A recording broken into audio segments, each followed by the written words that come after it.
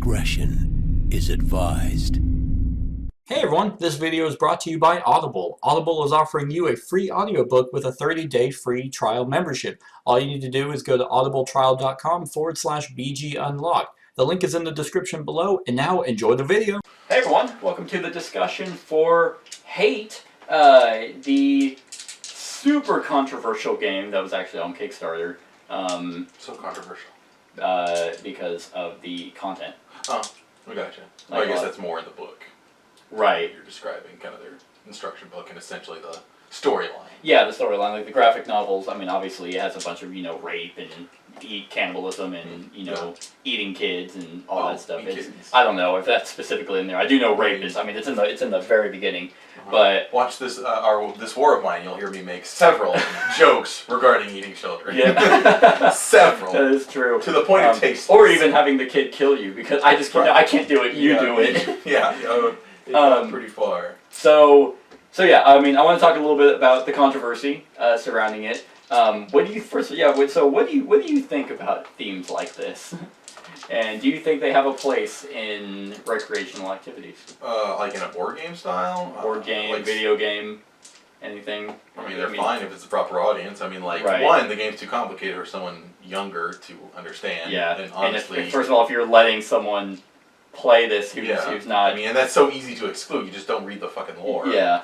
You play the game, we're warring tribes, war, that's something we shove down our children's throat, is that glory and war, that's what you want. Yeah, that is true. But sex, don't you fucking touch that shit, that is the devil's nectar. Yeah, no, that's a good point. The people, because this game had a bad rating on Board Game Geek before it even came out, due to people rating it a 1 just because they knew the content material.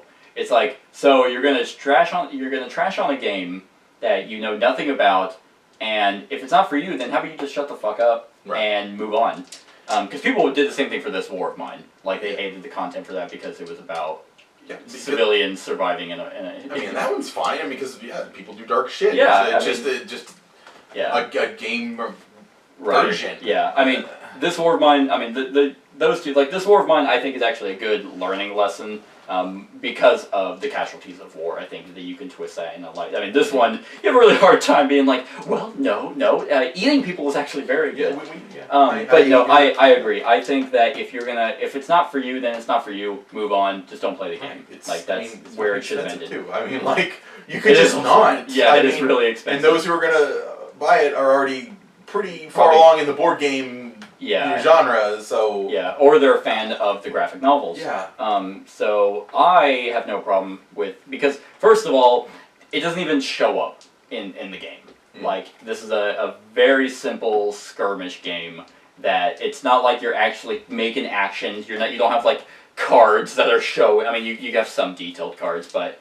Like, this choke on my blood, I'm just, like, spewing blood. But even then, it's just, like... Even the really gruesome ones are, like, silhouette type, so it's not even that bad. Like, you're not actually like, I'm gonna move my prince over here. I'm gonna do the rape action. Like, so I'm gonna do the replay and do rape you again. Double rape. Yeah. So and then so I just generate a bunch of hate. So if people are worried about that, then whatever. I just wanted to talk a little bit about that because I don't think there's a problem with there being a game about it. Now, let's talk about the actual game. In a more delicate way, for me personally, this game is not for me. For a couple reasons. I don't know where you're sitting. At the end of the day, the game's fine. Like, I don't hate I don't hate this game. You don't hate? It's just there's a couple things. I bought it on a whim because I was like, oh, that sounds really neat. I'm very intrigued by this world. I don't know what that says about me. But I don't care for skirmish games. Like, war games, I love. There's strategy behind it. Even some slider, like skirmish, but there's still some strategy to it. I don't mind. But this game is a very simplistic, hey, here's my tribe, move, I'm going to roll dice, and that's it. Yep. There's not a whole lot to it. How well the scenario goes is really all dependent on how well dice go. and that's just not for me. Yeah, dice and tiles and. Yeah, it was. Yeah, I mean, because even then, it's like this scenario, the one that we did for the run through, which was the inner circle, the mercenary one. I don't feel like I did anything. Like you moved him towards me, which I mean was probably the clear advantage. Is why I even did anything. But I was just like, I got lucky on finding the scythe. I rolled a die, and I'm like, hey, great, he's mine. Every time you tried to attack me, I rolled defense. It's like, and so it was really, actually, I didn't even need to, like, you just didn't get hits. So it's like, it's not that I was like you got hits, and I was like, oh, come on, and I also need luck. Oh, thank God. Like, there wasn't any of that. It was, oh, well, you missed. Okay. You know? I don't much care for the... Now, there's a couple things that I do like about the dice system. I actually really like the fact that everyone has one hit point, except your prince. I think that makes it very quick. You don't have to worry about, okay, well, here's damage tokens on this guy, and so there's none of that. It's, oh, you got more hits than I got defenses? He's dead. That's it. But I don't know. I don't like the fact that it's either, okay, it's my turn, I'm going to attack you, all you're going to do is defend. I wish it probably would have been even, I mean, it's dice, but it seems like if you attack and I defend, then I should be able to attack you back. You know? But then that also it was probably too swingy in someone else's favor, because if you miss and then I'm like, my turn, oh hey, I killed him, it wasn't even my turn, you know? I can tell, like, I mean, I know a lot of the pleasure that they kind of built into how you're supposed to play this game is essentially the construction of your personal tribe and their development and gaining effects. But which is really cool. But I mean, when it turns into, I mean, because the skirmishes themselves, I mean, maybe I'm a little salty because I feel like I fucked.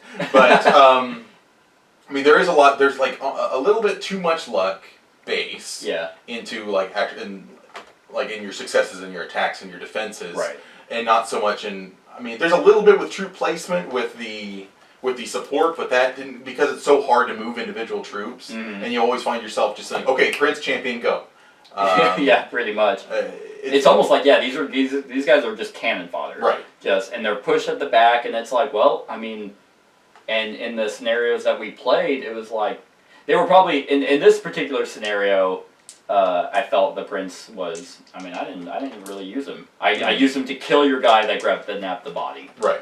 And then I moved on. But you're right. It's like the prince and champion are the heavy hitters, and it's not going to be until later on in the Chronicle that these guys are going to be. Right, before they develop all these different abilities. But right now it's just you throw dice at each other, and then just hope you get the bigger numbers.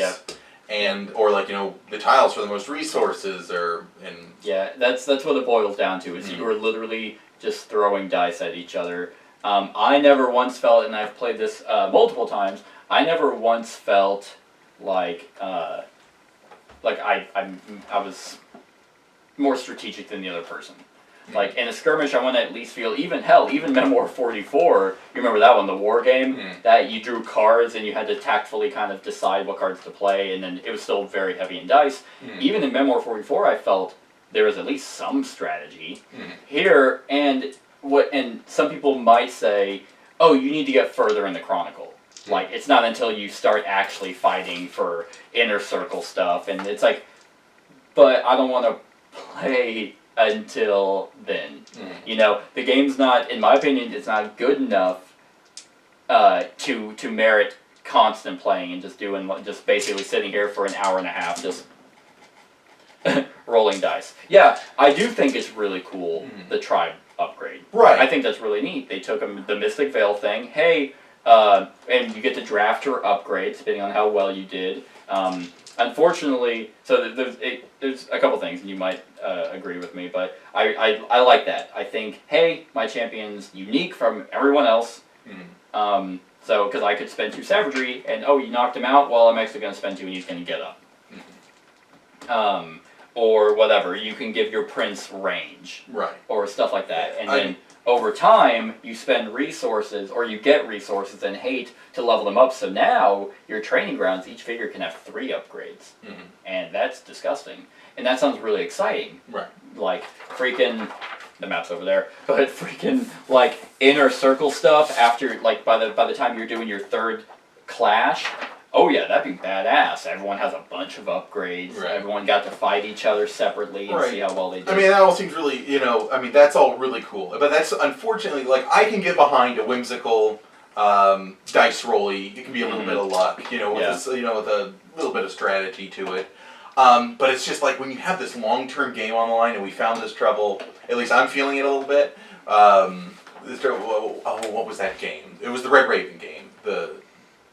Near and far? Yeah, near and far. And it's like a long ongoing game, so like if someone's like, you win a couple times, and now look at you, you're swimming resources, you have a fucking beastly mercenary, and I'm like, oh well, good luck fighting Seth now. Yeah. So exactly. And it's like it makes a loss not feel so whimsical, like, oh, there's dice. It's like, oh, I am now hindered. Severely behind. Yeah. And I'm guessing the way that, at least because we planned for a 4-player Chronicle, is we would do our clash. Then Josh and Kat would do their clash, and so now they've done their thing. Then now it'd be you and Josh, so you're both upgraded. Right. And then it's me and Kat. But that's to say, I mean, how is that fair? Because I did significant, and I'm not trying to rub it in or anything. Because I don't feel like I played any better. It literally was all dice and. I mean, you and dice, they were already bad. I mean, there was that 4, and there was like 3 shields out there. Yeah. I'm like, yes. Yeah, so, like, I have 14 resources and 14 hate. You have 5 resources and 9 hate. Who's to say that Josh does just as terrible, and now in our clash, I'm severely upgraded. So it's not even fair to him to fight me in a Chronicle anyway.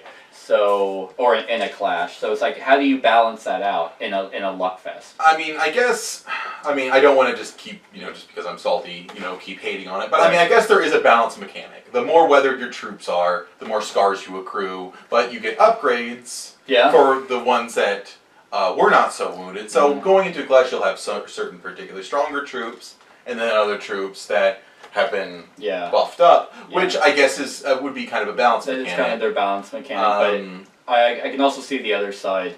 Let's say in this clash or in another one, literally every attack you did to me missed, which is very possible. Because both you're rolling to attack, so you could already miss from that. But let's say you get some hits, I roll for defense, I could easily just meet your attack, and it's like, so I have 2 chances of not dying. So let's say I'm playing against Josh, and I mean, you do have some mitigation, and we can get to that. Like, you can reactivate a figure to increase your chances, you can re-roll, you can get more dice, so there is some mitigation. But unfortunately, that mitigation is still kind of built up very heavily around luck. But what I'm trying to get at is, let's say you don't kill a single one of my characters, but I kill a shit ton of yours. So you get a bunch of scars on all your characters, whereas I get none. So now you going into your next clash, all your characters have scars. Right. So it's like, I get where you were coming from with the balance of, some of them will have upgrades, but ultimately, you might have just a bunch of scars, so now you're even more hindered against another player who could have done really well. And they did include a retreat mechanic, I guess. Yeah, so you have to have at least, so we started out with 2, 4, 6, 8, 10, 11. So 6 of your characters have to be knocked out before you can retreat. Gross. You have to have 5 standing before you can be like, I can't win this. Right. Now, there are a couple things that I actually do very much like about this game. I don't know, were there any other negatives that you had? I mean, obviously, luck was going to be a huge factor. I do think that the missions are unbalanced because it's first one to, I mean, every mission lasts 4 rounds. I like that. I like how it's short.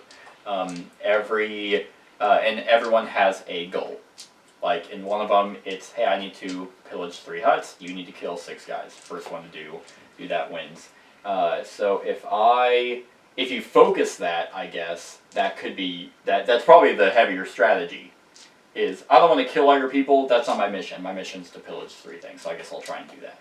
You know what I'm saying? But and that was ridiculously easy for was, you. yeah. I'm like we were battling it out, but then you just kind of you were there and like okay, yeah. and you did like a turn. Yeah. Because you get to reactivate one guy and then you activate another. Yeah. And then so if my 3 in the middle were really close together, so you just zip, zip, you did in like a turn. I think the game actually hurts. And then got a fuck ton of resources for it.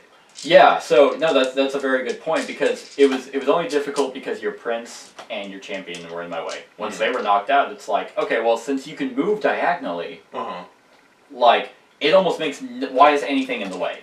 Right. Like if you actually had to enter, if you could not move diagonally, entering pillages, entering huts would be a little bit more difficult. Moving around would be a lot more difficult. I wouldn't be able to just be right here and then go boom, boom, boom.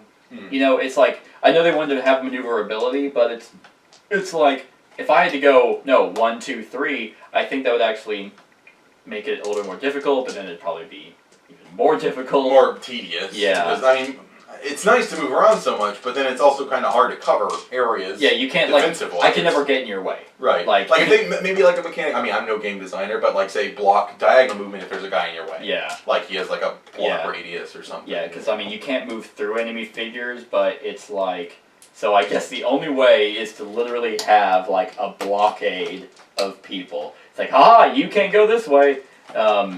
So I don't know. I just think that. Now, it is a lighter game, like the gameplay is very simple. Right. And then, but I just think the scenarios that we've played and that I've played before are unbalanced. Cat couldn't stop me from pillaging the huts either. Is it the same one you guys played? That was one of the ones that we played, yeah. And even then, whenever I played that one, I was like, I feel like I'm missing something. Like there was something I was like, is this really it? So that's why I wanted to try the Chronicle, and see if that did anything. And no, still, man, it's just okay, yeah. So, things that I like about the game, and that you potentially like. Minis are gorgeous. The minis are amazing. They're just so good. Like I want these for like other games. Like when I did my unboxing for this, like I'm pretty sure like it was like maybe a 40-50 minute unboxing because there's a lot to it. I'm pretty sure like 30 minutes of that is me just like masturbating to the minis. Like they are. I'm pretty sure like because Kat was like, oh, Kingdom Death Monster minis are better. No, they're not. No, these minis are outstanding. Simon's best production, I think. Like, the Tyrant, you can see the chains in his chainmail. Like, it's so good. I even said in the unboxing, I'm like, even if I end up not liking this game, I might keep it for the minis. They're just so good. The best part of this game, in all reality, even all the little scrubs are just so amazingly detailed. But, what do you think of the... So, what do you think of the savagery mechanic? Like the savage token mechanic? I mean, it seems like a kind of mechanic that favors the attacker. Because they can, if they fatigue themselves on their savagery, when the pass happens, they're going to go first. Yeah. So, or if the other person, makes a mistake of fatiguing themselves quickly, then it's just, I get to go twice. And, so that's...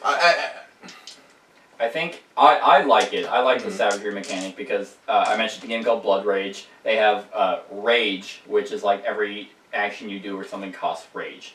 And then once you have 0, you're done. So you kind of balance how quickly your turns go. In literally one round, you wiped your 5 savagery in one turn. Which what I should have been doing this whole time to wipe out your early game buff. That's actually true. But at the same time, it's like, well, that's okay. Because here's the thing, and I said I liked it whenever we started playing, but then now I'm not so sure because if you are greedy with your savagery and you're like, okay, I'm going to activate my prince, boom, so that's 1 activation, then I'm going to reactivate him. I'm going to spend 2 again. That's all my 5. Do my prince twice. So whenever it's my turn, I literally only have 1 turn to do something. And all the luck is set aside, then it goes back to you, you have no savagery left, round's over. That's not fair because you were just greedy with savagery. You know what I'm saying? Because I remember I said I liked that because it was a balance thing. It's like, but at the same time, I think the game should kind of punish you for wasting all your savagery, not being like, oh, thank God you can't do anything back to me because I ran out and you didn't. It also makes the fact that having a savagery marker result on the die is almost useless because, yeah, there was a time you had like 15 savagery and it's like, bye. Yep, I was swimming in it. If anything, at least carry some over from turn to turn. Yeah, but that seems to be an innate bonus. It's a bonus from the village. So yeah, I mean, I like how that dictates that if you want to do a lot, you have to be conservative, and you can get lucky and be like, oh, okay, I'm gonna gain savagery, or if you roll, then you'll gain savagery. But at the same time, I really don't like how quickly it can end, and then it's just like, because you're right, with the Sarasa, I'm strong for 2 rounds, and yeah, if you just boom activate your prince 4 times, then great, now I'm weak, and that's, I guess, a strategy in and of itself, but it seems to be more of a hindrance than anything, just to fuck over, particularly this. I don't know. Do you agree? Disagree? Am I being too much of a bitch about spending all your savagery and then hurting the other player? I mean, it's I mean, from what I can gain from it, it just seems to really encourage attack. Yeah. That is what it wants you to do. If you want to keep doing stuff, you're attacking. You move in like, okay, yeah, you can loot a hut. You might get a little smidgen of savagery, like that one gave you, or but you seem to get it most from attacking. So like, if everyone is just in the heat of battle, going back and forth, fighting, you're both going to be juiced with savagery, and it's going to keep going until your whole group's fatigued. So yeah, that is true. So it encourages attack, but at the same time, you need that, kind of that in between to kind of resituate so you can reactivate some of your more powerful players, because you always want to lead off with them, or your scythe guy and have him keep going. Yeah. Luckily, I was lucky to find the scythe and then be like, haha, auto hit. I don't know. That's a good point. I'm pretty sure. Yeah, this game is literally like just bull rush everyone in, and you're just gonna constantly be chucking dice, which would be more fun if your characters didn't die almost immediately, which I said I did like, and I do. I think it's just simple. I don't know. Yeah. There's just not a whole lot of meat to this game. Big box. I actually really like the box art. And the minis are just out of this world. It's just kind of boring. And I don't know if that's because I've never cared for skirmish games, because they're typically like this. Oh great, we ran around and we did it. Like there was never really anything to it, no thought process behind it. Unfortunately, this one just did not hit the mark. And that's pretty much it. Oh, another thing. I do like how the clans do feel different, for the most part. I mean, literally, this clan starts out stronger, but then they get weaker. But I'm pretty sure every other clan most likely starts with the same dice. But I do like the fact that everyone has their own deck, and you're only ever going to have 2 available. To potentially use, and then after that round they get wiped and 2 new ones come out. Well, there are ways to actually to hold on to one. Where was that? Oh yeah, Shaman's Hut. Keep 1 unused tribe card per level for the next round. So yeah, that would have been really nice. So over time, your village is probably going to make a lot of what we're saying not kind of obsolete. But at the same time, I don't want to play that long. Yeah.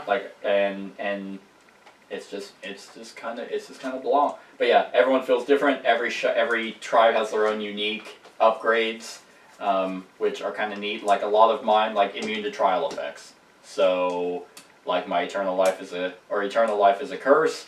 I can give that to my prince or something, so he doesn't get negative. And I have 2 of those. So self KO, an AOE attack. Like I just kill him and he just explodes. Oh, wow.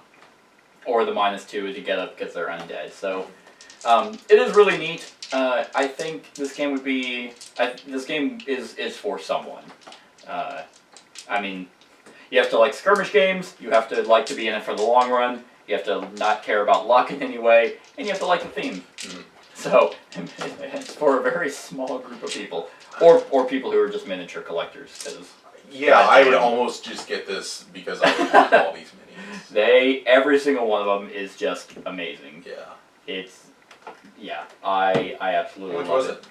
Like, I know you probably kickstarted the fuck out of it. I kickstarted, I got everything. Let me actually look that up. That's a good question because it is a Kickstarter game. Let's see. Oh, they make a. I'll tell you later. Hate. I should just go through my backed things because I got it a while ago. I backed it a while ago. It was. Okay. So my pledge was 120, and it came with the core game and applicable stretch goals, but I'm pretty sure with all the add-ons, so I got the add-ons for the extra tribes, the 3D huts, the 3D trees, which are now, and then the plateaus. Unfortunately, these look like shit.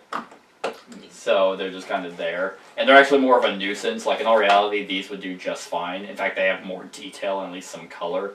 So it's like, these are just aesthetics. And then the Mother's Prophecy expansion, I'm pretty sure it was 300. Damn. With everything. Yeah, but it's a lot of nice. I know, yeah. Like the price, this one I'm not burned on the price. Right. Unfortunately, I kind of am at the same time because the gameplay isn't that great. You need better painting just so I know. God. They just look so. I would sell this for thousands if you painted them all. That is true. Like every single one of them. Yeah. I'm not gonna do that. Yeah, that's. I mean, how many hours? Just to do it. Just when it takes like a full day just to paint one. It's. But man, they look so cool. In fact, I can just spray paint this one brown because they're all pretty much brown. Yeah, that's true. But yeah, scale of 1 to 10. Oh, I was unprepared. I know mine. It's like I would be like, oh yeah, we could play again, kind of get myself kind of the mindset that dice get in there. But I just don't think it's fair, you know. Like I don't think it's fair for the Chronicle aspect. Yeah. Because put it this way, like I won these areas. Mm-hmm. So if people were to come and challenge me for those, then I start with extra stuff. Mm-hmm. So it's like, and if you win, you take it from Right. me. And But so, you'd still be in the defender slot, which defender is just legendarily kind of debuffed. yeah. Well, you do both. Huh? You do both. Right. You attack and defend, which I do like. I like that you at least do both. But you can't do the same scenario. Mm-hmm. I feel like you should do the same scenario because then it's even playing field. Right. I suppose that'd be up to one's particular tastes. Mm-hmm. So I don't know. I mean, I know my rating. I mean, I almost minis, gorgeous. I know. I almost want to give it a higher rating but, for the minis, but I gotta give I'm it. gonna give it like a slightly. I mean, it's not like maybe like a 6. A I'm not 6? gonna be like crapping myself to play again. I'm not gonna say no. I'm like, oh, I'll give it another shot, but I'm not excited. Yeah. It doesn't excite me. I'm a slightly lower. Like I'm gonna give it a 5. Okay. I think it's an average game. Just in the terms of like it doesn't do a whole lot of new stuff. It does some unique things, but for me, at the end of the day, it's just a dice chucker. Like you're not like I'm not excited to do anything. Like if I'm not excited to sit here and be like, oh, okay, who am I fighting against this time? Oh, Josh. Oh, I know his clan. He has all those buffs. I mean, the extent of the dice of the strategy is like, okay, he gets to throw this many dice. I get to throw this many dice. What's the confabulation that I'm gonna win? And then you could like do that. I'm like, okay, I have the highest possible, and then you can still get a shitty fucking roll. Oh wow, all defense. Yeah. Great. And then I sacrificed all my resources like that one in the first game when I was like pop, pop, pop. Yeah. I mean, we did the re-roll thing and I wasn't. Yeah. But I still would have fucked it up with all those buffs. Yeah. So. So it's like, yeah, I mean, that's really what it is. It's like, okay, this guy gets to roll more dice this time. Oh, if he KOs someone, he gets extra hate. Okay, well that's kind of neat. I don't know. And it's just blah. Minis are amazing. The minis are a 10. Like minis are sheer perfection. Yeah. It is. The minis alone are enough to almost give it a higher rating. But at the end of the day, the gorgeous minis don't do anything. Might buy the game from you just for the minis. Oh, well, I mean, I'll sell it to you. Because, yeah, it's... But that's it, everyone. Let us know what you think of Hate in the comments below. Other than that, like, comment, share, and subscribe, and have a wonderful whatever time of day it is for you. Hey everyone, thanks so much for watching this, and if you like this video, then click the subscribe button below to enjoy any video that I put out. And right next to that subscribe button is a little bell. Click that so you get notified of whenever I actually upload these videos. If you want to support the channel, you can definitely visit my Patreon page. The link is in the description below. Other than that, like, comment, share, and subscribe, and have a wonderful whatever time of day it is for you.